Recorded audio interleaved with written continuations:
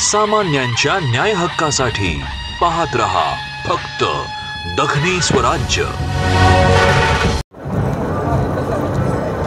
98वे अखिल भारतीय मराठी साहित्य संमेलन दिल्ली 21, 22 आणि 23 फेब्रुवारी रोजी होत आहे। या 3 दिवस चालणाऱ्या मराठी साहित्य संमेलनामध्ये शेकडो मराठी भाषिक सहभागी झालेले आहेत।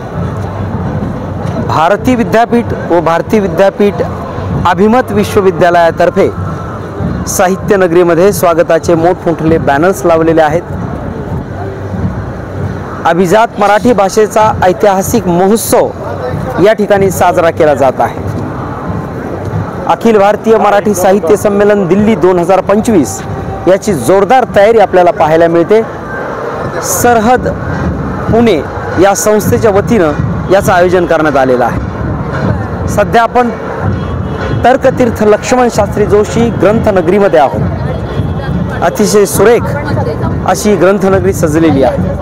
वेगवेगळ्या साहित्यिकांनी या ठिकाणी भेटी देत ग्रंथ प्रदर्शनामध्ये सहभाग नोंदवलेला आहे। अनेक रसिक श्रोते ग्रंथ खरेदी करण्यासाठी या ठिकाणी येताना आपल्याला दिसत आहे। दिल्लीमध्ये मराठीचा डंका फडकताना दिसतो आहे। सुंदर स्टॉल्स या ठिकाणी लावलेले आहेत। डॉक्टर तारा भवाळकर यांच्या हाती ही सूत्र सुपूर्द करावी आणि प्रतिकात्मकरित्या ही सूत्र सुपूर्द करत असताना संमेलनाचं बोधचिन्ह आपण त्यांच्या हाती द्यावं अशी विनंती आहे।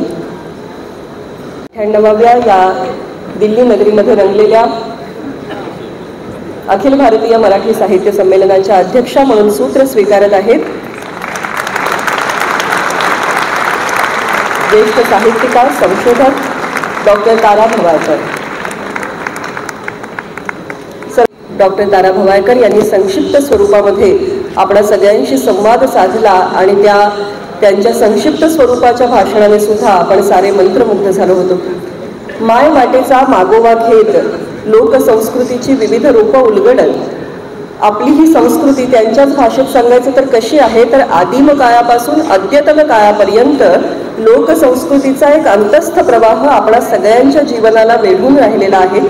याचा जितक्या वेगवेगळ्या प्रकारे वेध घेता येईल, मग तो कधी काव्याच्या माध्यमातून असेल, कधी नाट्याच्या माध्यमातून असेल, कधी शिल्प असेल, कधी चित्र असेल, कधी नृत्य असेल, या सगळ्या लोककलांच्या माध्यमातून या लोकसंचिताचा वेध घेण्याचं कार्य व्रतस्थ वृत्तीने डॉक्टर तारा भवाळकर गेली असंख्य वर्ष करत आहेत। ओवी असेल, लोककथा असेल, स्त्री साहित्य असेल, स्त्री मन असेल, स्त्रीवाद असेल, या सगळ्याचा वेध आणि मागोवा त्यांनी आपल्या प्रतिभेतून घेतलेला आहे। पण तितकंच त्यांचं प्रेम नाटकावरती सुद्धा आहे आणि नाटकाची वेगवेगळी रूपं, मग ती लोकनाट्यापासून ते मराठी तंजावरचं जे नाटक आहे त्या तंजावरी नाटकापर्यंत किंवा मग दशावतार असेल, यक्षगान असेल, या सगळ्या नाट्यविधांचा सुद्धा त्यांचा गाढा अभ्यास आहे। इतकंच नव्हे, 14 वर्ष त्यांनी अभिनेत्री म्हणून अभिनय क्षेत्रामध्ये सुद्धा कार्य केलेलं आहे आणि अभिनयासाठीचं रौप्य पदक सुद्धा पटकावलेलं आहे। मगाशी डॉक्टर तारा भवाळकर यांचा परिचय करून देत असताना एक छोटीशी ओवी रचण्याचं धारिष्ट्य केलं होतं। आता पुन्हा एकदा तसंच धाडस करत असताना असं म्हणावंसं वाटतं की मातीमध्येच जन्मतो हिरा। हिऱ्याचं तेज, हिरा जरी मुकुटामध्ये विराजमान होत असला तरी त्याचा मूळ उगम मातीशी असतो। मातीमध्येच उगवतो हिरा आणि त्या हिऱ्याचीच शान घेऊन संमेलनाध्यक्षा लाभल्यात डॉक्टर तारा भवाळकर यांचं टाळ्यांच्या गजरामध्ये आपण या ठिकाणी स्वागत करूया आणि आम्ही सगळे या निमित्ताने तुमचे विचार ऐकायला, तुमचं मनोगत ऐकायला, अध्यक्षीय भाषणाला सामोरे जायला उत्सुक आहोत। त्याचबरोबर आपले जे या ठिकाणी साहित्य सेवक आहेत त्यांच्याकडे या अध्यक्षीय भाषणाच्या प्रती उपलब्ध आहेत। पत्रकार बंधूंनी, भगिनींनी तर त्या घ्याव्यातच, पण त्याचबरोबर इच्छुक अधिक साहित्य रसिकांनी सुद्धा त्या घ्याव्यात। मगाशी विज्ञान भवनामध्ये पंतप्रधानांच्या उपस्थितीत संमेलनाचं उद्घाटन झालेलं आहे, कारण ते उद्घाटक होते. त्यावेळेला जे उपस्थित नव्हते त्यांच्यासाठी थोडेसं प्रास्ताविक करते. आजच्या या मगाशी म्हटलं मी 2-100व्या अखिल भारतीय मराठी साहित्य संमेलनाच्या निमित्ताने आपण जमलेले आहोत. ही मोजण्याची पद्धत ही लोकपरंपरेतली पद्धत आहे. 2-100 ते कमी आकडावर मोजायचं नाही, जास्त मोजायचं. जुनी पद्धत ज्यांना माहिती आहे ते नुसतं 100 नाही म्हणत, 101, 2 असं म्हणत असतात. कोणाला जर काही द्यायचं असलं तर संबंध म्हणजे पूर्ण आकड्यात द्यायचं नाही, वर 1 रुपये जास्त द्यायचा. नुसते 100 रुपये नाही द्यायचे, 100. तेव्हा मराठी माणूस हा असा उदार माणूस आहे की जो उदारपणाने त्याचं बोलणं सुद्धा उदारपणाचं असतं. म्हणून 2-100 साहित्य संमेलन. या उद्घाटन भारताचे सन्माननीय पंतप्रधान यांच्या हस्ते झालेलं आहे. स्वागताध्यक्ष महाराष्ट्राचे जाणते नेते सन्माननीय शरदचंद्रजी पवार, जे आत्ता वर बसलेले नसून समोर मुद्दाम बसलेले आहेत, कारण त्यांना त्रास होतो आहे म्हणून. पण ते वर बसले असते तर बरं वाटलं असतं. महाराष्ट्राचे मुख्यमंत्री मगाशी उपस्थित होते, आता त्यांच्या कामासाठी ते गेलेले. पूर्वाध्यक्ष डॉक्टर रवींद्र शोभणे, ज्यांनी नुकतीच मला आता सूत्र दिलेली आहेत आणि माझ्या डोक्यावर मोठी जबाबदारी सोपवली आहे आणि स्वतःची सुटका करून घेतलेली आहे त्याच्यामधून. या सगळ्या संमेलनाचे साक्षेपी संयोजक संजय नहारजी आणि त्यांचे सहकारी, विविध विचारधारांचे राजनीतिज्ञ. राजनीतिज्ञ हा शब्द मी जाणीवपूर्वक वापरते. राजकारणी या शब्दापेक्षा राजनीतिज्ञ हा शब्द मला जास्त अन्वर्थक वाटतो. याचं कारण असं की छत्रपती शिवाजी महाराजांची जे आज्ञापत्र लिहिलेलं होतं, म्हणजे त्यांच्या राजकारणामधल्या राजनीतीमधल्या सहाय्यकांनी चिटणीसांनी जे लिहिलेलं होतं त्याच्यात त्यांनी राजकारण हा शब्द कधीही वापरला नाही, राजनीती हा शब्द वापरला आहे. आणि तो मला जास्त महत्त्वाचा वाटतो, जास्त योग्य वाटतो, जास्त अन्वर्थक वाटतो. आणि रामचंद्र पंत अमात्यांच्याकडे त्यांचं कर्तृत्व जातं.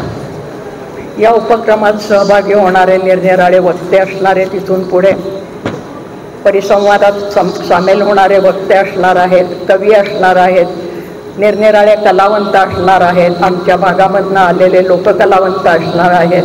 आणि या सगळ्यांना मी पहिल्यांदा अभिवादन करते.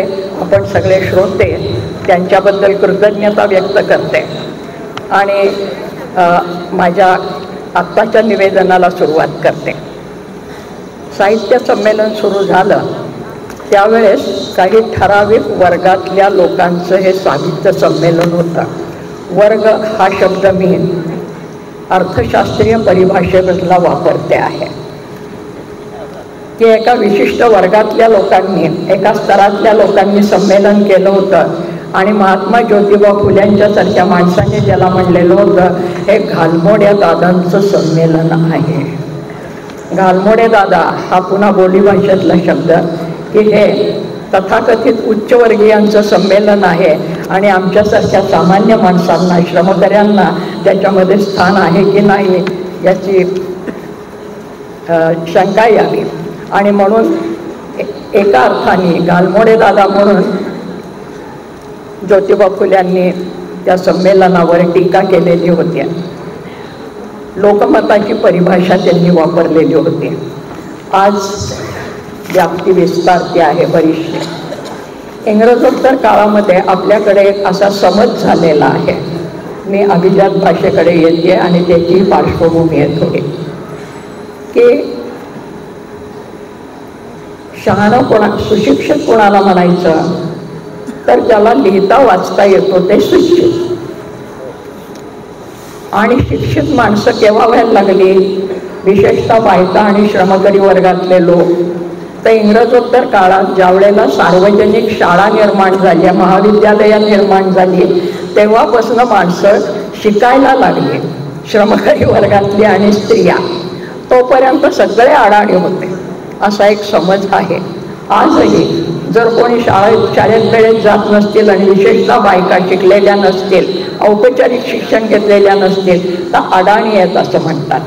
लोकसंस्कृतीमधल्या ओव्या ज्या वेळेला मी जात्यावरच्या सांगते किंवा आमचे पुरुष सहकारी ज्या वेळेला लिहितात त्याबद्दल, त्यावेळेस ते म्हणतात ते अडाणी असून सुद्धा त्यांनी इतकं चांगलं लिहिलं. त्यावेळेस मला त्या अडाणी म्हणणाऱ्यांच्या अडाणीपणांचा फार राग येतो. कारण केवळ लिहिता वाचता येणं म्हणजे शहाणपण असं नाही. साक्षरतेच्या जोडीला जर शहाणपण नसेल तर त्या साक्षरतेचा काही उपयोग नाही. मुद्दाम लोकपरंपरेतलीच ओवी सांगते कारण माझ्या बोलण्यात त्या पुष्कळ येणार आहेत.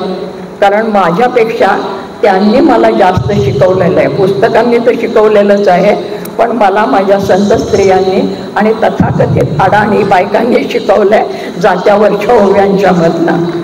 आणि आमची बहिणाबाई चौधरी म्हणते, अरे माणसापरी माणूस राहतो रे येडा जाणा. माणसासारखा माणूस येडाच राहतो केव्हा? पुस्तकं वाचून. अरे माणसापरी माणूस राहतो रे येडा जाणा आणि छापी सनी होतो कोरा कागद शहाणा. कागदावर छापलं तो कोरा कागद सुद्धा शहाणा होतो, पण छापलेले कागद वाचून माणूस शहाणा होईलच याची खात्री नसते.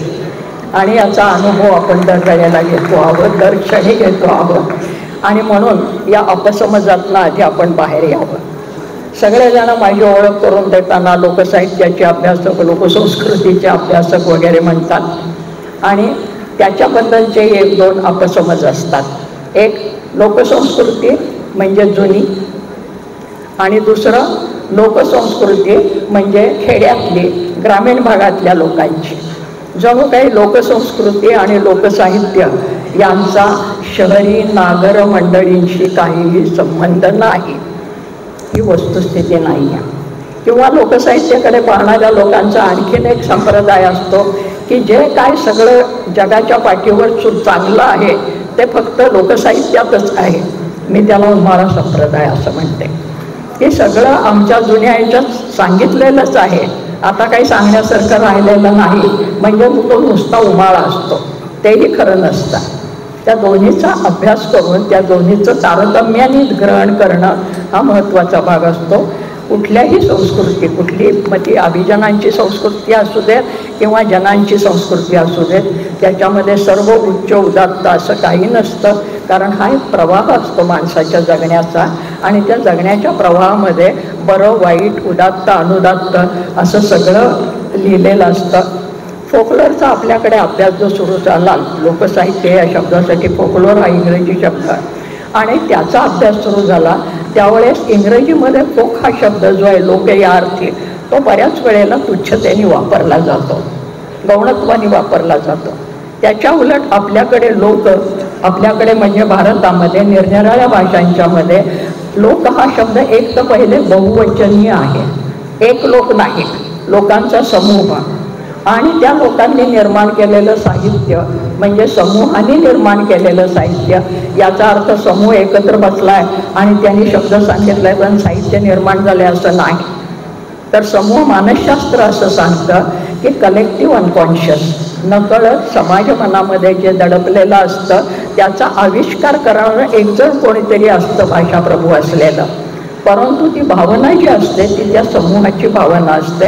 आणि हे खरं सांगायचं म्हणजे कुठल्याही साहित्याच्या बाबतीत होतं. एखादी कविता उचलली जाते, कादंबरी उचलली जाते, त्यावेळेस बाकीचे लोक म्हणतात अरे आम्हाला हेच म्हणायचं होतं, फक्त आम्हाला या शब्दात नाही म्हणता आलं. तर हा साहित्यामधला जो भाग आहे तो आपण नीट समजून घ्यावा असं मला वाटतं. दुसरं असं आहे की जणू काही शेतीनिष्ठ अवस्थेमध्ये जे काय होतं साहित्य निर्माण, त्यालाच फक्त लोकसाहित्य म्हणायचं असं नाही आहे. लोकसाहित्य हा एक प्रवाह आहे, कारण कलेक्टिव्ह अनकॉन्शियस, नकळत अबोध समूह मनामध्ये जे दडपलेलं असतं ते कायमच असतं. समाज कुठला का असेना, तो औपचारिक अर्थाने शिकलेला असू देत किंवा बिन शिकलेला असू देत, आणि त्याचा आविष्कार हा निरनिराळ्या प्रकाराने होत असतो. दुसरी महत्त्वाची गोष्ट, आपल्याकडे लोक हा शब्द आदरार्थीच नेहमी वापरला आहे. लोकमत, लोककल्याण, लोकमन, अशा लोकसत्ता इथपर्यंतचा शब्द आहे. तर लोक हा आदरार्थी शब्द आहे, त्यांचा आदर केलेला आहे. आणि लोकांच्यामध्ये जे प्रिय असतं, सर्वसामान्य लोकांच्यामध्ये, त्यांचा अभिजन परंपरा ज्याला आपण म्हणतो, उच्च परंपरा ज्याला आपण म्हणतात, ती नेहमी उसनवारी करत असते. नागर आणि लोक म्हणजे जे शहरामध्ये राहिलेले आहेत इंग्रजोत्तर काळामध्ये, ते नगरामध्ये राहणारे, आणि जे श्रमकरी आहेत मातीशी जुळलेले, ते लोक, असा आपला एक समज आहे. परंतु गंमत अशी आहे की लोकपरंपरेमध्ये जे चाललेलं आहे आणि ते जर लोकप्रिय व्हायला लागलं तर अभिजनांच्या मध्य मंडळी त्याची उचलेगिरी करतात आणि तो त्या स्वीकार करत असतात. तो स्वीकार करत असताना तो दोन पद्धतीने स्वीकार केला जातो. पहिली गोष्ट तर त्याला तुच्छ लेखायचं आणि बाजूला टाकायचं, आणि तसं जर तो गप्प बसला तर बरं आहे. नाही गप्प बसला म्हणजे साम दाम दंडभेद अशा ज्या काही राजनीतीमधल्या गोष्टी असतात, सामोपचारांनी बाजूला सारायचा प्रयत्न करायचा, नाही झाला आणि तरी तो खंबीरपणे तो समाजामधला गट उभा राहायला लागला तर मग शिक्षा करायची, त्याला पेडायचं, त्रास द्यायचा, उपद्रव द्यायचा, अशा गोष्टी बऱ्याच वेळेला होतात. आणि आपल्या समाजामध्ये, एखाद्या जातीमध्ये आणि विशेषतः देवदेवतांच्यामध्ये याची पुष्कळ उदाहरणं सापडतात. उदाहरणं द्यायला लागले तर फार वेळ होईल, तरी मी एखादं उदाहरण देईन. आणि मग तरीही नाही ऐकलं तर मग त्याचा स्वीकार करायचा आणि मग तो आमच्यातलाच कसा आहे हे सांगायचं. याचं अलीकडच्या काळातलं खूप मोठं उदाहरण म्हणजे गौतम बुद्धाचा 9वा अवतार म्हणून केलेला स्वीकार.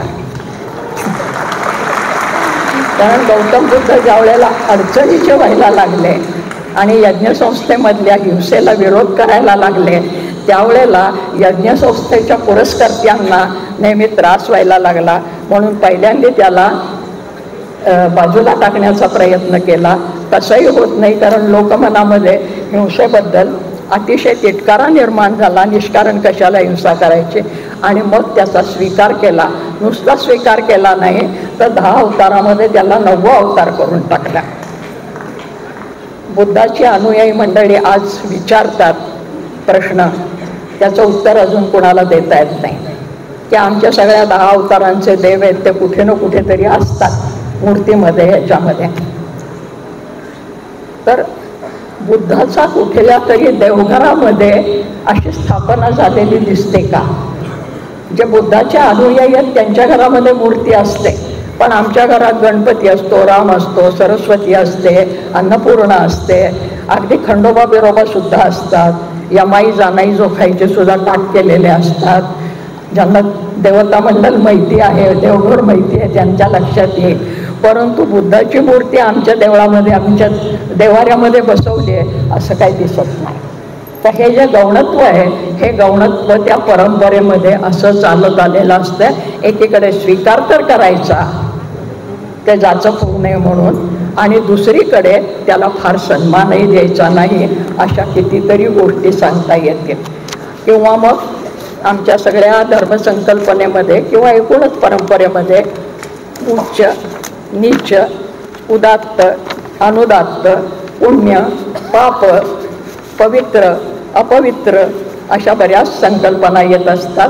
आणि पहिल्यांदा त्याच्याबद्दल हेणकस्ता दाखवायची आणि त्याच्यानंतर मात्र त्याचा उदो करायचा. आता ह्या सगळ्या भाषेशी काय संबंध? तर भाषा ही या सगळ्याची वाहक असते.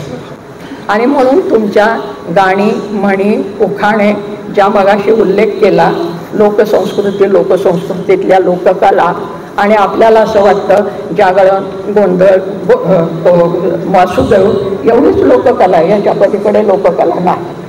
लोककला 2 प्रकारच्या आहेत. एक ही जे काय आपण जागरण, गोंधळ म्हणतो, या नाट्यात्मक लोककला, परफॉर्मिंग आर्ट, किंवा त्याला आपण प्रयोगसिद्ध लोककला असं म्हणतो, की ज्यांचे प्रयोग केले जातात मंचावर आणि ते बहुधा नृत्यनाट्यात्मक असतात. म्हणजे त्याच्यामध्ये गाणी असते, एखाद्या देवतेची गोष्ट सांगितलेली असते, नृत्य असतं, नाट्य असतं, त्याच्यानंतर त्याच्यात संवादही असतात, ते बहुधा उत्स्फूर्त बोलले जातात, त्यांची वाद्य ठरलेली असतात की गोंधळाच्या वेळेला कुठलं वाद्य वाजवायचं, जागरणाच्या वेळेला कुठलं वाद्य वाजवायचं, ही परंपरा ठरलेली असते. आणि त्याच्याही पेक्षा महत्त्वाची गोष्ट म्हणजे हे सगळं मिळून ती कला होते. आणि म्हणून त्याच्यात नृत्यही असतं, नाट्यही असतं, संगीतही असतं, वाद्यही असतं, कथाही असते आणि एखादा व्रत देवता त्याच्याशी जोडलेली असते. एखाद्या जत्रा यात्रेच्या निमित्ताने होतं, त्या गावचा जो देव असेल त्या देवाची ती जत्रा असते आणि त्या देवतेचे उदात्तीकरण त्या कथेमधनं केलेलं असतं. आणि मग आमची शहरी मंडळी ज्या वेळेला लोककलांचा अभ्यास करायला लागतात नॅशनल स्कूल ऑफ ड्रामामध्ये जाऊन, त्यावेळेस ते म्हणतात की लोककला म्हणजे काय, टोटल एक्सप्रेशन ऑफ लाईफ, जीवनाचं समग्र असं आकलन. तेव्हा जीवनाचं समग्र आकलन केवळ लोककलांच्या मधनंच होतं असं नाही, केवळ परफॉर्मिंग आर्टमधनं होतं असं नाही, प्रयोगसिद्ध कलांच्या मधनंच होतं असं नाही, संपूर्ण जीवनामध्ये हे समग्र आकलन असतं. कारण लोकजीवन ज्या ज्या घटनांनी घडतं, ज्या ज्या साधनांनी घडतं, ती सगळी साधनं मिळून लोकसाहित्य हा शब्द बनलेला आहे. त्यातला साहित्य हा शब्द आपण समजतो तसा केवळ शाब्दिक साहित्य नव्हे, म्हणजे कथा गीत एवढं नव्हे. ज्या ज्या साधनांनी लोकजीवन घडतं, मग ती उत्पादनाची साधनं, अन्न, वस्त्र, घरं, देवदेवता, श्रद्धा, आपले काय विधिविधानं असतील, विवाह पद्धती असतील, त्याच्यातले बारकावे असतील, हे सगळं मिळून ते लोकजीवन होत असतं. आणि हे लोकजीवन म्हणून ते लोकसाहित्य. आणि मग त्या लोकसाहित्यामध्ये या सगळ्याचा आविष्कार होताना दिसतो, तो साधनवाचक शब्द आहे. आता ज्या वेळेला ही सगळी मंडळी काही काही परंपरेनेच चालत आलेलं असतं, आपण सगळे त्यातनंच आलेले असतो. पण इंग्रजोत्तर काळामध्ये किंवा त्याच्याही आधी आपल्या समाजामध्ये दोन स्तर हे प्रामुख्याने दिसतात. एक निर्माण करणारा श्रमकरी वर्ग, महात्मा ज्योतिबा फुल्यांनी सांगितलेलंच आहे, आणि दुसरा हा उपभोक्ता वर्ग, जो स्वतःकडे ज्ञानाचा साठा आहे असं समजतो, असा एक वर्ग. आणि निर्माण करणारा जो वर्ग असेल त्याला मात्र दुय्यम मानायचं, श्रमकरी वर्गाला दुय्यम मानायचं. त्यांनी केलेल्या श्रमातनं झालेलं जे उत्पादन आहे त्या उत्पादनाचा मात्र उपभोग घ्यायचा. जी गोष्ट श्रमकऱ्यांची आहे, मग तो सुतार, लोहार, चांभार, शेतकरी, कोणी का असेल. आणि दुसरा वर्ग जो आहे तो म्हणजे स्त्री. सगळ्यात मोठं उत्पादन जर कोण करत असेल तर स्त्री. कारण माणसाच्या जीवनामधल्या 3 महत्त्वाच्या गोष्टी ज्या असतात, 4 महत्त्वाच्या गोष्टी सांगितलेल्या असतात, हे आहार, निद्रा, भय आणि मैथुन. हे कुठलाही जीव असतो तो जीव, याच्या 4 प्रेरणा असतात. नॅचरल इन्स्टिंक्ट, मूलभूत प्रेरणा निसर्गाने दिलेल्या. आहार, जिवंत राहायचं म्हणजे खाल्लं पाहिजे काहीतरी. निद्रा, विश्रांती पाहिजे. भय, हेही जन्मतःच भय आहे, त्या अमक्याचं भय, तमक्याचं भय, त्याचा पुढे मग आपण विश्लेषण करू शकतो. पण भय ही भावना ही प्राणीमात्रामध्ये सगळीकडे आहे. आणि मैथुन, मैथुन म्हणल्यावर आपल्या डोळ्यासमोर फक्त जर गेलो पिक्चर आलं तर पंचायत होईल. वंश सातत्य, कुठल्याही जीवाला आपला वंश टिकावा ही एक प्रेरणा असते. आणि त्या प्रेरणेतून स्त्री पुरुष नातेसंबंध, नरनारी नातेसंबंध, नरमादी नातेसंबंध हे निर्माण होत असतात. आणि त्याच्यातला जो नारी हा घटक असतो, माणसाच्या जीवनामध्ये स्त्री हा घटक असतो, तो स्त्री हा घटक कायम दुय्यम मानायचा आणि त्याच्यासाठी तिचा उपयोग करून घ्यायचा. म्हणजे तिच्या ठाई अपत्य जन्माला तर आलं पाहिजे, पण त्या जन्माला आलेल्या अपत्याचं नाव मात्र तिचं लागत नाही. जन्माला घालणाऱ्या आईचं नाव नाही लागत. एकेकाळी पुराण काळामध्ये होती म्हणे कधीतरी कल्पना की सुमित्रेचा मुलगा सौमित्र वगैरे म्हणून, परंतु नाव लागतं बापाचं. त्या मुलीचं लग्न झालं की लगेच तिचं नाव बदलतं, आडनाव बदलतं, कुळं बदलतं, गोत्र बदलतं. याचा आपण कधी विचार केला का? हे असं का होतं? मार्क्सला आपण किती मोडीत काढलं अर्थशास्त्रामध्ये, तरी मार्क्सने एक मूलभूत सूत्र सांगितलेलं आहे अर्थशास्त्राचं. उत्पादन साधनावरची मालकी आणि उत्पादन साधनं यांच्यामधला संबंध. तर आता उत्पादन साधनं म्हटलं की मग ती शेती असेल, ती पॉटरी असेल म्हणजे कुंभारकाम असेल, चांभारकाम असेल, निर्मितीचं काम आहे हे सगळं. तसं अपत्य निर्माण करणं हे एक काम आहे. तर ते निर्मिती जी आहे त्या निर्मितीवरचा अधिकार, उत्पादन साधनं म्हणजे आता इथे स्त्री आणि तिच्यावरचा अधिकार यांच्यामधला जो आंतरसंबंध आहे, या संबंधामधनं तुमची सगळी अर्थव्यवस्था आणि जीवनव्यवस्था घडते. आणि त्यामुळे त्या स्त्रीवर अधिकार, आणि मग तो अधिकार हा पुरुष सत्तेचा अधिकार. मग तो बाप असेल, भाऊ असेल, बहीण असेल, बाप असेल, भाऊ असेल, नवरा असेल किंवा आणखीन कोणी असेल, हे आपल्याला चित्र सातत्याने दिसतंय. आणि मग ते मला लोकसंस्कृतीमध्ये मोठ्या प्रमाणावर दिसतं. काय होतंय, पुन्हा पुन्हा सांगितलं जातं की मी काहीतरी स्त्रीविषयक वगैरे सांगते. त्याचं महत्त्वाचं कारण काय, तर पहिली गोष्ट आत्मचरित्र म्हणून सांगत नाही, पण माझा जन्म झाला तो अर्धकृषिनिष्ठ अवस्थेमध्ये झाला. अर्धकृषिनिष्ठ अवस्था म्हणजे काय, तर गावाकडे थोडी शेती होती, जन्मात उच्चवर्णीय वगैरे जरी असले तरी, आणि ती शेती करणारे आमचे वाडवडील होते. आणि पुण्यामध्ये एक घर होतं, कारण तो मधला काळ असा होता इंग्रजोत्तर काळ 10-12 वर्षातला, की त्यावेळेला खेड्यातल्या मुलांना नवीन पद्धतीचं इंग्रजी शिक्षण घेण्याची आस लागली. म्हणून शहरामध्ये एक बिराड असायचं. आज ग्रामीण भागामध्ये तसं दिसतं की गावाकडे शेती असते आणि जवळच्या शहरात कुठंतरी एक घर घेतलेलं असतं कशासाठी, मुलांच्या शिक्षणासाठी. तसं आमच्याकडे होतं. आणि त्यामुळे आमच्या आईची नेमणूक त्या पुण्यातल्या गावामध्ये होती. एकीकडे आमच्या गावाकडची शेती, ग्रामीण भागामध्ये राहणं, कधी तिथल्या शाळेत जाणं, मी घरातली मोठी मुलगी, त्यामुळे दळण तांडण सगळी जी कामं आहे ती करायला लागायची. लाड नावाची गोष्ट नाही. मला कोणीही शाळेत घातलं नाही आपण होत. मी दर खेपेला रडत आरडाओरडा करत शाळेत गेले, शेजारची मुलं जातात म्हणून. तर तसा करता करता त्या शहरामध्ये आलो.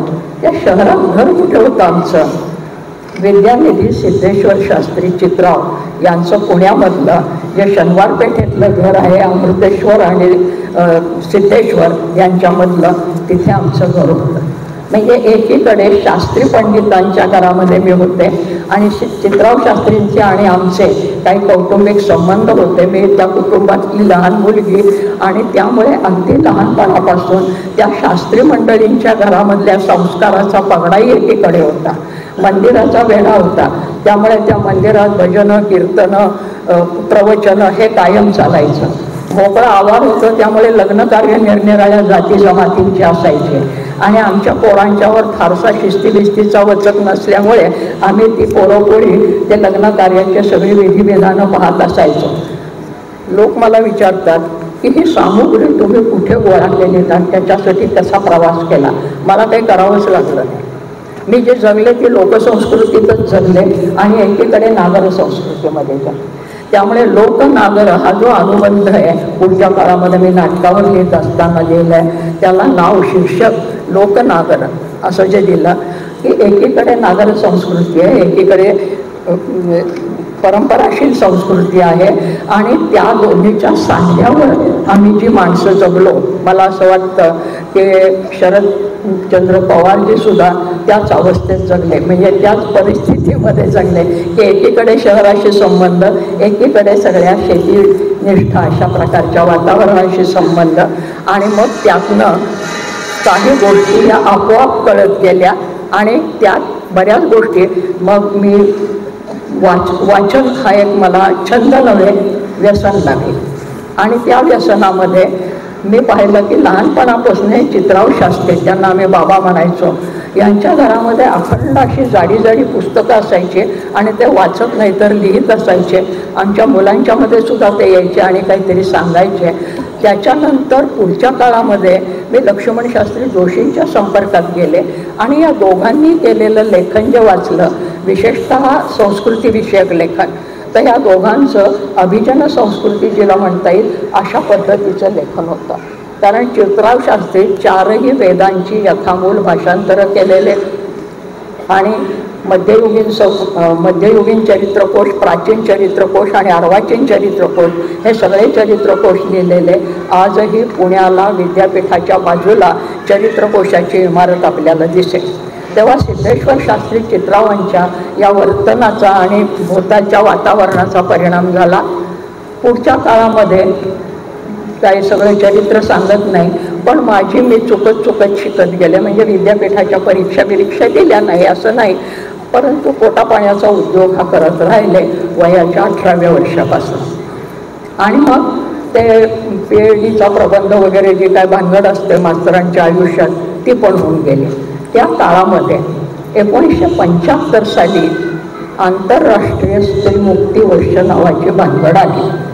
ती आल्यानंतर माझ्यासारखी धड खेडं नाही धड शहर नाही अशा गावामध्ये राहणारी बाई आणि शहरामध्ये म्हणजे महानगरामध्ये राहणाऱ्या माझ्या मैत्रिणी आमच्या विचारधारा एकमेकांशी कायम संघर्ष करत राहिल्या.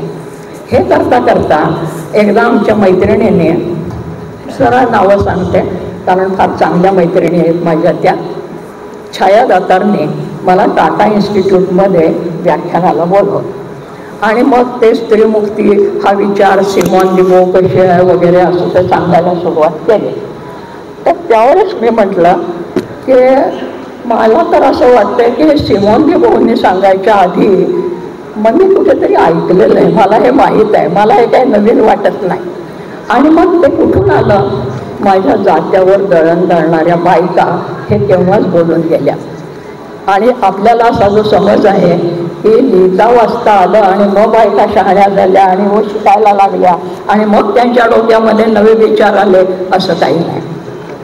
आपल्या जगण्यामधलं ज्याला ट्रॅडिशनल विजडम म्हणतात अभिजात मराठीत, परंपराशील शहाणपण, ते त्यांच्या अनुभवातनं आलेलं आणि त्या अनुभवातनं आलेलं त्या जात्यावरच्या उभ्यातनं बायका बोलत आलेल्या होत्या की पुरुषप्रधान व्यवस्थेचा आम्हाला जाच होतो. हे सांगायला आम्हाला कोणी सिमॉन डिबोची गरज नव्हती. कारण मी ज्या उभ्या लहानपणापासून जात आले, पाठ नाही करत बसले, कुठल्या पुस्तकातल्या नाही बघितल्या, त्या पुस्तकातनं आल्या पुढे निरनिराळ्या, नाही असं नाही, कारण त्या परंपराशील होत्या, सगळ्या बायांनी रचलेल्या होत्या ठिकठिकाणच्या. एकच ओवी विदर्भात वेगळ्या प्रकारे बोलली जाते, ते मराठवाड्यात वेगळ्या पद्धतीने बोलली जाते, पुणे जिल्ह्यात वेगळ्या पद्धतीने बोलली जाते. शब्द आणि आशय तेच असतात, थोडीशी उलटापालट होत असते. एक दोन ओळ्या सांगते म्हणजे कळेल की आमचे ट्रॅडिशनल विजडम कसा असतो की पुरुषप्रधान व्यवस्थेचा आम्हाला जाच होतो आहे हे बायांना कळत होतं. कडू वेंद्रावानं डोंगरी त्याचा नावा, वेंद्रावन नावाचं फळ असतंय कडू डोंगरात. कडू वेंद्रावानं डोंगरी त्याचा नावा, पुरुषाचा तावा मला येणीला काय ठावा.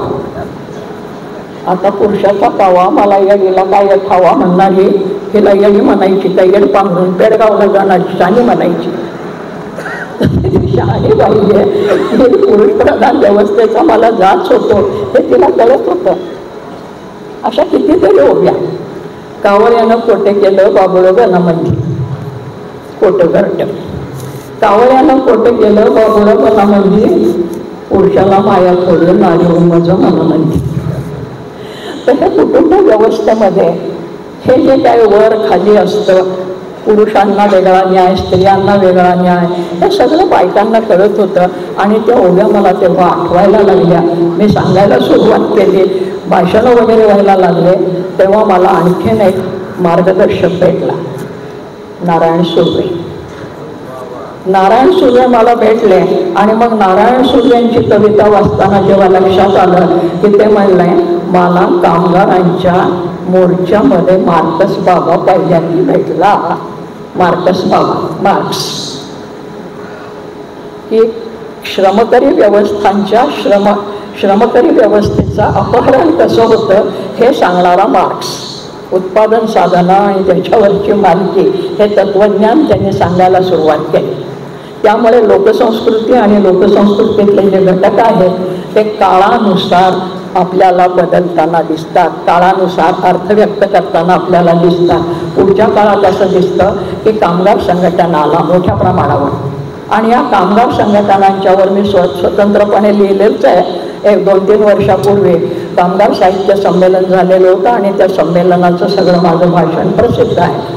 तर त्या कामगार संघटनेमध्ये सगळ्या लोकसंस्कृतीमधल्या गीतांचा, कथांचा अतिशय प्रभावी उपयोग करून घेतला आहे. आणि तो फक्त जात्यावरच्या ओव्यांनी नाही, तर आमच्या शाहिरांनी.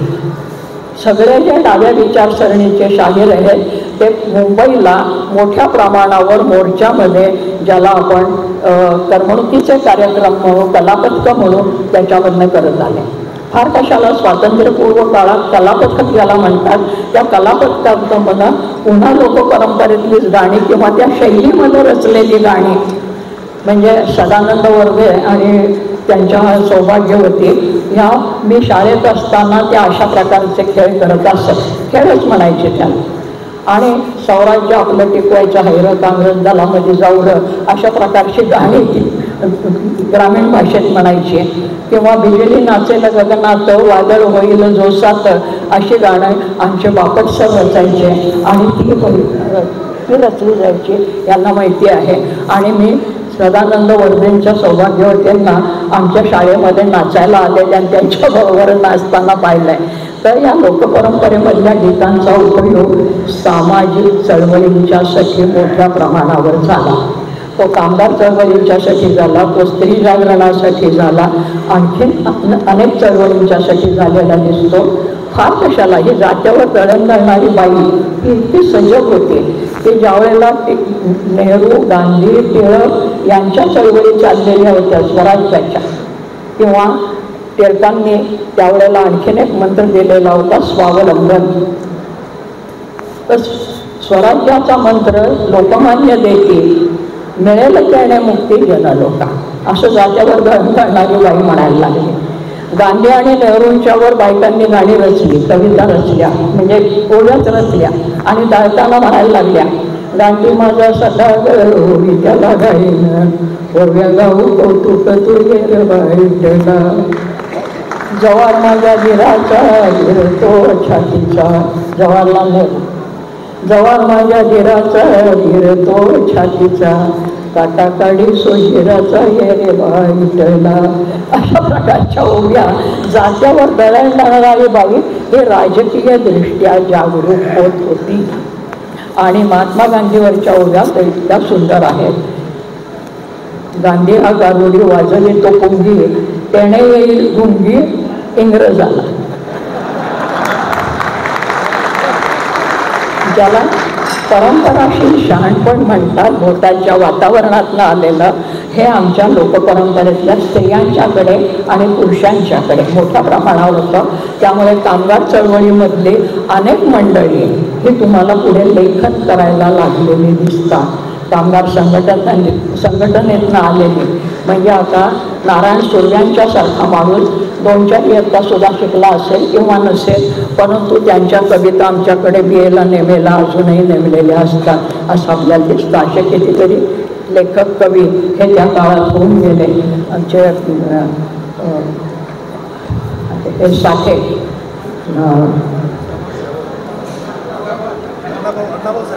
अण्णाभाऊ साठे, काय त्यांच्या कमानी समोर राहतो, पण अण्णाभाऊ लक्षात, म्हणजे नाव नाही लक्षात येत, कमान लक्षात येते.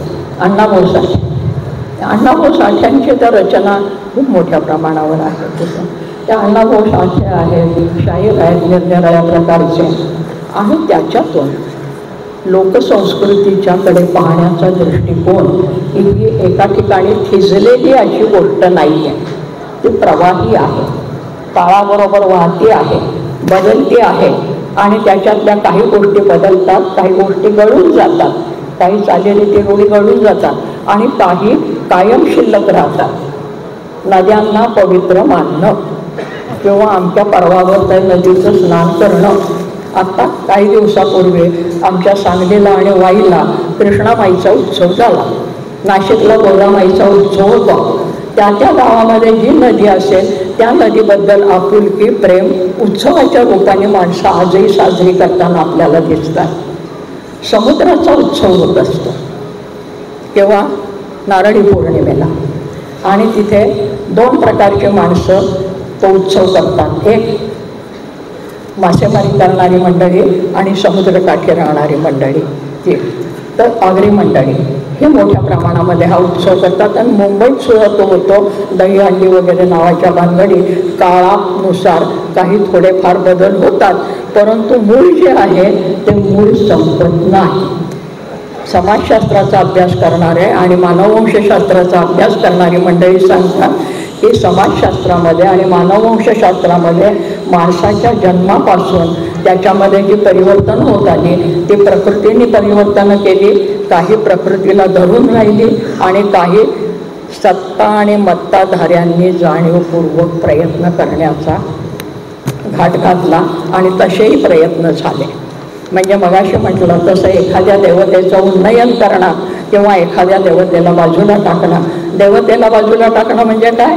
त्या देवतेच्या उपासकांना बाजूला टाकणं. देवता काहीच करत नाही, हे देवता कोणून येत नाही. आमच्या पुढच्या कवींनी तर सांगितलेलंच आहे, केशवसुतांनी, देवदानवा नरे निर्मिले. देवांनाही माणसानेच निर्माण केलं आणि राक्षसांनाही माणसानेच निर्माण केलं. ते कुठलं निर्माण केलं? स्वतःच्या अनुभवावरनं. कारण माणसांच्या मध्येच काही सज्जन माणसं असतात देवासारखी आणि काही दुर्जन माणसंही असतात. म्हणून आमच्या देवतांच्या मध्ये सुद्धा 2 प्रकारच्या देवता दिसतात. म्हणजे स्त्री देवता पण आणि पुरुष देवता पण. एक अतिशय सौम्य आणि उदार अशा असतात आणि दुसरा उग्र आणि संतापी देवता असतात. आणि मग आमच्याकडच्या बायका काय व्रत वैकल्य वगैरे करत असताना आजही ग्रॅज्युएट डबल ग्रॅज्युएट झालेल्या काय श्रावणात काय पोथ्या पुराणं करतात, सवाष्णी जेवायला घालतात, पूजा करतात आणि मग सांगतात त्या आमच्या देवतेची सवाष्ण घातली नाही ना म्हणून हे असं झालं, त्या आमच्या देवतेची पूजा केली नाही ना म्हणून असं झालं. म्हणजे जी उग्र देवता असते तिला शांत करायचं असलं तर मग काहीतरी द्यायचं तिला आणि मग तिच्या नावाने कुठल्या तरी व्यक्तीला दान दक्षिणा करायची. हा प्रकार आजतागायत चालू आहे. आदिम माणूस ते वेगळ्या पद्धतीने करत होता. आज आम्ही तथाकथित सुसंस्कृत आणि सुशिक्षित म्हणवणारे लोक तेच करत असतो. तत्व तेच असतं, तपशील बदलतो बऱ्याच वेळेला. त्यामुळे लोकसंस्कृतीमध्ये संपूर्ण काही नाहीसं होत नाही. आणि हे मी सांगते म्हणून नाही, आमच्या मानववंशशास्त्रज्ञांनी सांगितलेलं आहे ते. म्हणून ती आदिमपासून आजपर्यंत एक प्रवाह दिसतो. हा फक्त आमच्या लोकाचारातच दिसतो का? वेद हे आमचं सगळ्यात जुनं आणि परिष्कृत वाङ्मय समजलं जातं. आणि मुद्दाम मी 2 व्यक्तींचा उल्लेख केला, चित्राव शास्त्री आणि लक्ष्मण शास्त्री जोशी. चित्राव शास्त्रींच्या वाड्यामध्ये माझं लहानपण गेलं नाकळत्या वयातलं, आणि लक्ष्मण शास्त्री जोशी कळत्या वयामध्ये माझ्या आयुष्यात आले किंवा मी त्यांच्या आयुष्यात गेले. विश्वकोशाचं काम चाललेलं होतं. 20-21 खंड झाले आणि त्याच्यानंतर पुढच्या खंडांची रचना करत असताना त्यांनी लोकसाहित्य हा विषय त्याच्यासाठी घेतला. आणि ते इतकं सगळं मोठा पसारा असतो त्या विश्वकोशाचा की एकटी व्यक्ती संपूर्ण करत नाही, तर निरनिराळ्या क्षेत्रातल्या तज्ज्ञ मंडळींना त्या विभागाचं संपादन करायला लावतात आणि लिहायला लावतात. तसं त्या लोकसंस्कृतीचा विषय घेतल्यानंतर त्यांचं लक्ष्मण शास्त्री जोशींचं त्यांच्या सहीचं पत्र मला आलं की या विभागाचं संपादन तुम्ही करावं, अतिथी संपादक म्हणून आम्ही तुम्हाला निमंत्रित करतो. वाईचा जो जुना वाडा जिथे लक्ष्मण शास्त्री राहत होते, कोणाला जर ते रचना माहीत असेल तर त्या वाड्यामध्ये त्यांच्या खोली शेजारच्या खोलीमध्ये ते माझी निवास व्यवस्था करत असत. कारण आत्ताच्यापेक्षा मी 40-45 वर्षांनी तरुण होते तेव्हा, म्हणून तर त्यामुळे या मुलीला आपण जपलं पाहिजे इथं आल्यानंतर असं त्यांना वाटायचं. शेजारच्या मातीचा वाडा होता जुन्या पद्धतीचा, मध्ये चौक, मग ते ओसरी बिसरी आणि मग खोल्या असायच्या त्या शेजारच्या खोल्यात. त्यांचा मुलगा तिथे राहायचा, आता सध्या अनिल जो आहे तो बघतो. सोनबाई तिथे होती आणि ते पाहताना ते आपल्या मुलाला आणि सुनेला सांगायचे, ह्या मुलीला काय हवं असलं तर जास्त कमी द्या, तिचं अंथरूण पांघरूण नीट आहे का पहा, तिला जेवणाखाण्याची व्यवस्था नीट होते का, आणि सगळ्यात महत्त्वाची सूचना शास्त्रीबाईंची असायची, तिला स्नान करायला त्या सार्वजनिक मोरीमध्ये जाऊ देऊ नका, तिला आपल्या घरात बोलवा. एकीकडे विश्वकोशाचं एवढं मोठं काम करणारा हा माणूस, जगाच्या पाठीवरचं जुनं नवं साहित्य पालथा घातलेला माणूस, मार्क्सचा आणि लेनिनचा अभ्यास करणारा हा माणूस, संस्कृतपासून इंग्रजीपर्यंत अनेक भाषांच्यावर प्रभुत्व असलेला हा माणूस, जुन्यातलं टाकाऊ काय आणि टिकाऊ काय हे शोधणारा माणूस, देवता निर्माण होत असताना त्याच्यामधल्या उपद्रवकारक आणि सौम्य देवता यांचं विश्लेषण करणारा माणूस, कुठलाही धर्म निर्माण होत असताना तो आपोआप निर्माण होत नाही, तो भौतिक गरजेतनं निर्माण होतो. त्या जीवनातल्या भौतिक गरजेतनं धर्म निर्माण होतो, मग त्याला आम्ही मोक्षाभिषाची काही पुढं चिकटवतो. परंतु आम्ही देवाजवळ मागताना काय मागत असतो, हे दे ते दे ते दे ते दे, म्हणजे भौतिक जीवनासाठी आम्ही मागत असतो. हे आपण नेहमी बघत असतो. या सगळ्याचं विश्लेषण करणारे लक्ष्मण शास्त्री एकीकडे आणि एकीकडे वैयक्तिक जीवनामध्ये अतिशय रुजू असलेले आणि अतिशय उदार असलेले अशा बऱ्याच गोष्टी आपल्याला सांगता येतील. आणि मग आमचे सगळे संत, जशी एकीकडे लोकपरंपरा, त्या लोकपरंपरेमधनं बऱ्याच गोष्टी अभिजन परंपरेने उचललेल्या आहेत. तर त्या वेदांच्यामध्ये काही ऋचा, मी वेद ते सगळे भाषांतरातनं वाचले, म्हणजे लक्ष्मण शास्त्रींचे लेखन वाचलेलं आहे कारण ते तर आहेच माझ्याकडे, परंतु चित्राव शास्त्रींचं लेखन वेदांचं प्रामुख्याने वाचलं. त्या काहीवर मी लिहिलेलं आहे. त्यातल्या काही ऋचा अशा आहेत, किंवा काही ऋचांचा समूह असा आहे की लोकपरंपरेमध्ये जे काय आहे ते त्याच्यामध्ये आहे. अथर्ववेदाची ज्यावेळेला प्रस्तावना त्यांनी लिहिली चित्राव शास्त्रींनी, त्यावेळेस त्यांनी लिहिलं आहे, अथर्ववेद हे जगाच्या पाठीवरचं पहिलं लोकसाहित्य आहे. त्या वेदामध्ये तुम्हाला आजही दिसेल.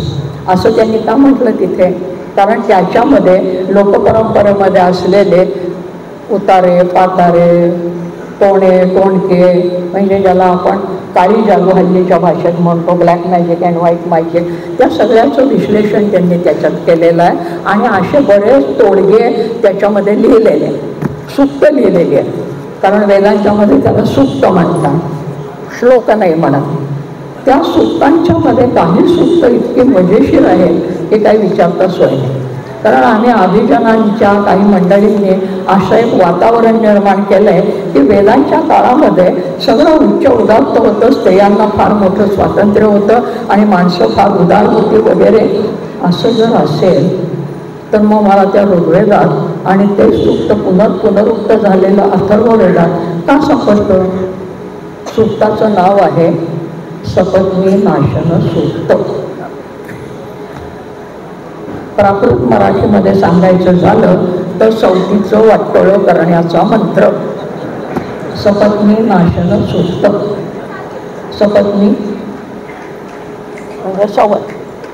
आता ज्या वेदांच्या काळामध्ये स्त्रियांना एवढं स्वातंत्र्य होतं आणि उच्च उदत्त वगैरे जर असं वातावरण होतं, तर एखाद्या बाईला का होईना किंवा तो ऋषी जो कोण रचणारा असेल त्याला सवतीचं वाटोळं व्हावं असा मंत्र का घ्यावा असा वाटला, असा प्रश्न मला पडला.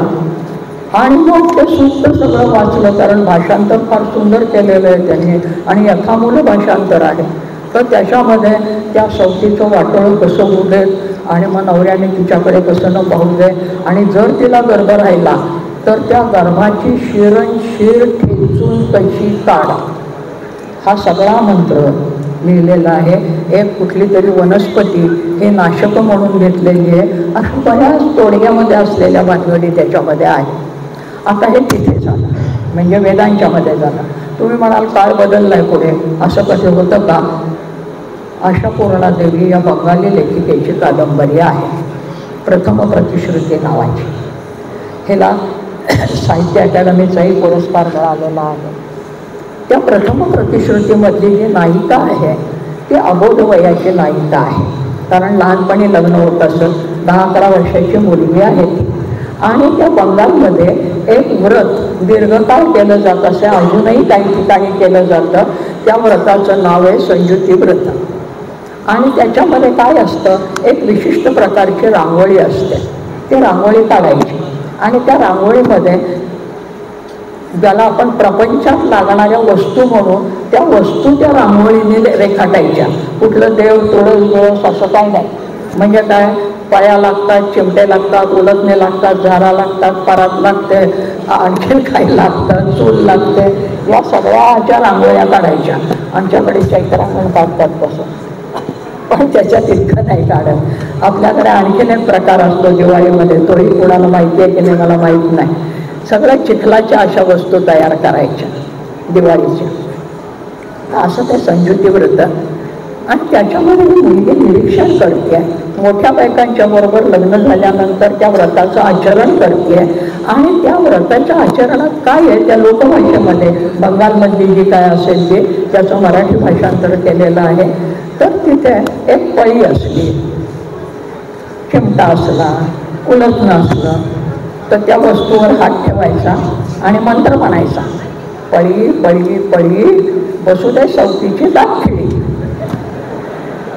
म्हणजे त्या सवतीचं वाटतं कसं करतेचा एक एक अवयव घेऊन असं त्या प्रत्येक वस्तूवर हात ठेवायचं. सगळं काही वर्णन करत नाही, कल्पना आली असेल.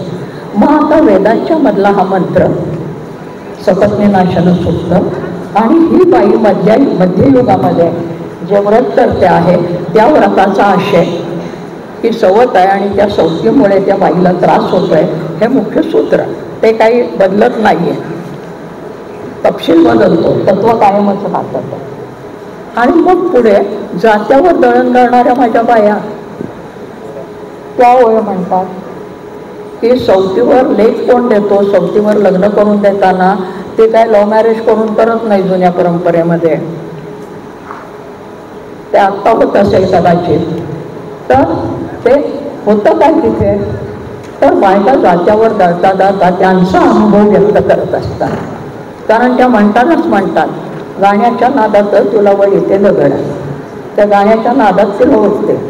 जात्या तू ईश्वर नको मला जर जाऊ, सयाच्या दुधाचा बाया पाहताचा अनुभव. तेव्हा माझ्या आईच्या दुधाचा अनुभव आहे, माझ्या माऊलीचं दूध माझ्या मनगटीत खेळत. आणि असं ती म्हणते. आणि ते म्हणता म्हणता उभी म्हणते की लग्न केलं बापाने, सवतीवर लेक दिली जशी साखरेची गोणी. सवतीवर लेक दिली जशी साखरेची गोणी, बाप ऐकून झाले वाणी. एखादा वाणी जशी साखरेची गोणी विकतो आणि पैसे देतो, तसा मला साखरेची गोणी समजून त्यांनी विकलं या नवऱ्याला. आणि मला तो पैसे घेऊन मोकळा झाला. तो जणू काही वाणी झाला, व्यापारी झाला सवतीबद्दल. म्हणून सवतीवर लेक दिली जशी साखरेची गोणी, बाप ऐकून झाले वाणी. आणि अशा प्रकारच्या अनेक ओव्या दिसतात.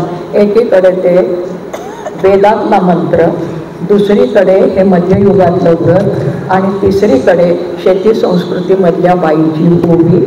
हा सबंध प्रवास जर आपण पाहिला सामाजिकदृष्ट्या, तर स्त्रीच्या स्थानामध्ये काहीही बदल झालेला नाही. तपशील बदलला, तत्व कायम राहिलं त्याच्यात. आणि अशा कितीतरी गोष्टी आपल्याला दिसतात.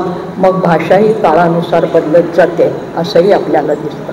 तर सांगायचं तात्पर्य, लोकसंस्कृती ही जुनी आहे, फक्त ग्रामीण आहे, फक्त शेती व्यवस्थेतली आहे असं नाही. ती सतत चालू असते आणि तुमच्या माझ्या जीवनात आस्थादायक चालू आहे. नाहीतर कुंभमेळ्याला एवढी गर्दी झाली नसते. आमच्या कृष्णामाईच्या उत्सवाला जेवढी गर्दी होते त्याची मोठी आवृत्ती आहे ती, असं म्हणूया आपण. तर ती मोठी आवृत्ती आहे, ही लहान आवृत्ती असते. आता आमच्या नाशिकला जर 12 वर्षांनी कुंभमेळा होतो आणि तिथे काय काय होतं याचं वर्णन आमच्या कुसुमाग्रजांनीच करून ठेवलेलं आहे एका कवितेमध्ये. ते त्याच्यामध्ये ज्या अपप्रवृत्ती आहेत त्या अपप्रवृत्ती आस्थादायक आपल्याला दिसतात. आणि म्हणून अभिजात भाषेचा दर्जा मराठीला मिळाला याचा आनंद आपण मराठी लोकांनी साजरा केला. सगळ्यांना जसा आनंद झाला तसा एक मराठी भाषक म्हणून मलाही आनंद झाला.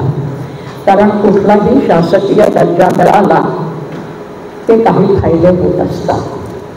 आम्हाला मराठी लोकांना त्यामुळे काही आर्थिक फायदे होण्याची शक्यता आहे.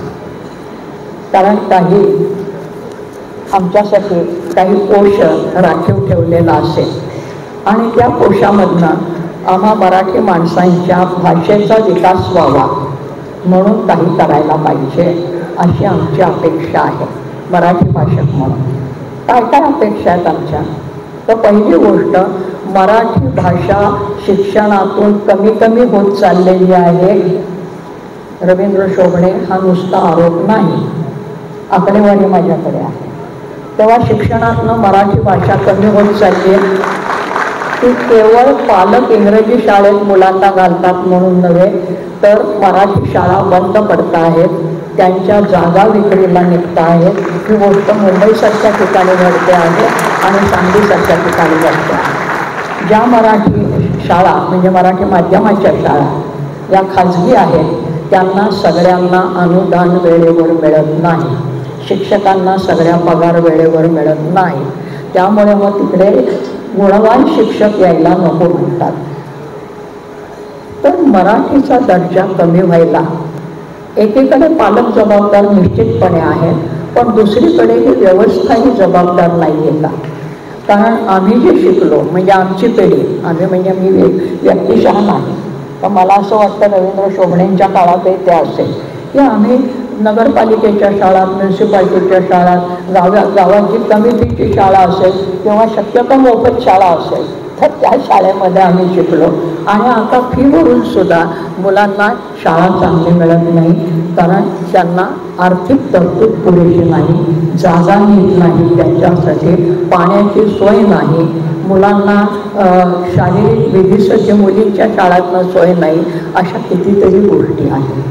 तेव्हा आमची अपेक्षा काय आहे, ते मराठी भाषा टिकवायची असेल तर उत्सव जरूर करावा, कविता वगैरे जरूर म्हणाव्यात, कारण त्यामुळे एक प्रकारचा जोश येतो, नाही असं नाही. परंतु त्याच वेळेला या ज्या व्यावहारिक गोष्टी आहेत ती मराठी शाळा बंद पडू नये. आणि सगळ्यात महत्त्वाची गोष्ट की पहिली 10वी पर्यंतचं जे शिक्षण आहे मुलांचं ते मराठी माध्यमातूनच झालं पाहिजे. दुसरी गोष्ट, इंग्रजी माध्यमाच्या शाळा आहेत, त्या इंग्रजी माध्यमाच्या शाळात मराठी शिकवलं जातं, नाही असं नाही, परंतु ते दुय्यम मराठी म्हणून त्याची पुस्तकं वेगळी केली जातात. तर आमची मराठी मुलं ज्या शाळेमध्ये शिकत असतील तर त्या शाळेमधल्या मुलांना उच्च मराठीचीच पुस्तकं शिकवली पाहिजे इंग्रजी माध्यमाच्या शाळेत. आणि हे मी शिक्षण क्षेत्रात 45 वर्ष सक्रिय काम केल्यानंतर आणि आजही शिक्षण क्षेत्राशी संबंध असल्यामुळे सांगते. कारण मला रितसर रिटायर होऊनही 25 वर्ष झालेली आहेत, म्हणजे 60 बुद्धी नाठी होऊन सुद्धा.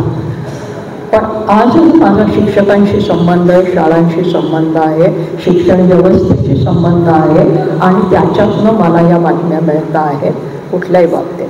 महाविद्यालयांच्यामधलं जे शिकवलं जातं त्याच्यातनं मराठी विषयाला फारसे विद्यार्थी नाही आणि म्हणून आमचे MA PhD झालेले, MPhil वगैरे झालेले मास्टरसुद्धा बेकार पडलेत किंवा ते क्लॉक आवर बेसिसवर तासिका तत्वावर शिकवतात आणि ग्रामीण अर्धग्रामीण भागामध्ये ही अतिशय वाईट परिस्थिती आहे. शहरामध्ये काय आहे मला माहिती नाही. तर आमची मागणी अशी आहे म्हणजे मराठी जनांची की मराठी माध्यमातून शिक्षण व्हावं. ज्या पालकांचा असा गैरसमज असेल की मराठीतलं शिक्षण घेतलं की पोटापाण्याची नीटशी सोय होत नाही, तर हाही अपसमज आहे. इंग्रजी माध्यमातून शिक्षण घेतलं की आमचं पोरं परदेशी जात आहेत आणि परदेशी जाणाऱ्या पोरांचा आता ट्रम्प बाबा काय करतायत हे आपण बघतो आहे. तर माझ्या कुटुंबातली 4 मुलं अशा आदांतरीकरांत आहेत. ते कोणे एकेकाळी ती अमेरिकेमध्ये गेली, आणखी कुठे गेली. आणि मग कारण आम्ही जर बिहारी लोकांना मुंबईमधनं हाकलत असतो तर आमच्या मुलांना त्यांनी का हाकलू नये, ते तत्त्व लावायचं झालं. कारण आमच्या माणसांच्या, आमच्या तरुण मुलांच्या नोकऱ्या हिसकावून घेतात म्हणून आम्ही इतर भाषिक लोकांना जर हाकलून देत असतो तर त्यांच्या मुलांच्या नोकऱ्या कमी होतात किंवा रोजगार कमी होतात. म्हणून त्यांनी त्याच्यावर निर्बंध का घालू नये, एकच तत्त्व जर लावायचं झालं तर सगळ्यात महत्त्वाची गोष्ट आपल्या देशात आपल्याजवळ ही शिक्षणाची, दर्जेदार शिक्षणाची सोय व्हावी. आणि अभिजात मराठी वाढवायची असेल तर ती नुसती उत्सवाने वाढणार नाही आहे. मराठी वाचणारी, बोलणारी, म्हणजे आम्ही कवितेत म्हणतो वाचतो मराठी, बोलतो मराठी, परंतु प्रत्यक्षामध्ये आम्ही काय करतो तर मला असं दिसतं की श्रमकरी वर्गातली माणसंसुद्धा आपल्या आईवडिलांना ती पोरं आई बाबा म्हणत नाही, मम्मी आणि पप्पा. आणि हे कुठे दिसतं मला, मी इंग्रजपूर्व काळामध्ये शिकलेली आहे. ते इंग्रजपूर्व काळापासून आत्तापर्यंत आलेले, तर आम्ही आई बाबाच म्हणत आलो. आमची मुलं आई बाबा म्हणत आली, त्यांची मुलं मात्र मम्मी पप्पा म्हणत आहे. म्हणजे काय झालं, साहेब या देशामध्ये होते म्हणून आम्ही गुलाम होतो. आता मला असं दिसतंय की साहेब या देशातनं गेल्यानंतर आम्ही जास्त साहेबाळलो का काय, म्हणजे इंग्रजी भाषेमध्ये जे काही ज्ञान असेल ते आहे असं समजायचं की काय. मग आमच्या संतांनी आणि पूर्वसुरींनी ज्यांचे पुरावे आम्ही देतो पुन्हा पुन्हा, महानुभाव वाङ्मयाचे पुरावे देतो, गाथा सप्तशतीचे पुरावे देतो, तर त्या काळामध्ये जी माणसं होती त्या माणसांच्यामध्येही असाच भेद होता की प्रतिष्ठा कोणाला, जो संस्कृतमध्ये रचना करतो त्याला प्रतिष्ठा, पुन्हा उच्चवर्णीयांची भाषा. आणि आता सुद्धा प्रतिष्ठा कोणाला, जे पहिल्यांदा इंग्रजी शिकले आणि ज्यांचं कल्याण झालं त्यांचं अनुकरण चाललेलं आज आहे. त्यामुळे ते अनुकरण आपण किती वाढवायचं असा माझ्या पुढे प्रश्न पडतो एक भारतीय आणि मराठी व्यक्ती म्हणून. दुसरी एक गोष्ट दिसते की सीमा प्रदेश, सीमा प्रदेश जे असतात 2 भाषांच्या मधले, त्या सीमा प्रदेशामध्ये द्वैभाषिक शाळा पाहिजे. कारण मी पुण्यातली तुम्हाला सांगितलं, नंतर मी काही दिवस मुंबईच्या भागामध्ये होते, नंतर मी सांगलीसारख्या भागात, सांगली मिरज वगैरे या भागामध्ये गेले. आणि आमच्या म्हणजे आम्ही जिथे राहतो त्या भौगोलिक परिसर कसा आहे, एकीकडे गोवा आहे, एकीकडे कर्नाटक आहे, एकीकडे तेलंगणा आहे, आणि याच्यामध्ये आम्ही आहोत, आम्ही म्हणजे तिथली माणसं. आणि त्याच्यामध्ये असं दिसतं की सांगली मिरजेकडे सुद्धा कन्नड भाषिक खूप मोठ्या प्रमाणात. एक काळ असा होता की कन्नड शाळा बऱ्याच होत्या, आता त्या कमी कमी होत चालल्या. तीच गोष्ट बेळगावची आणि त्या पट्ट्यामधली आहे की तिथल्या मराठी भाषा कमी कमी होत चालल्या. आणि त्याच्यामध्ये मग सीमा प्रदेशाचे वाद हे गेली अनेक वर्ष, 60 वर्षापेक्षा. सामान्यांच्या न्याय हक्कासाठी पाहत रहा फक्त दखनी स्वराज्य.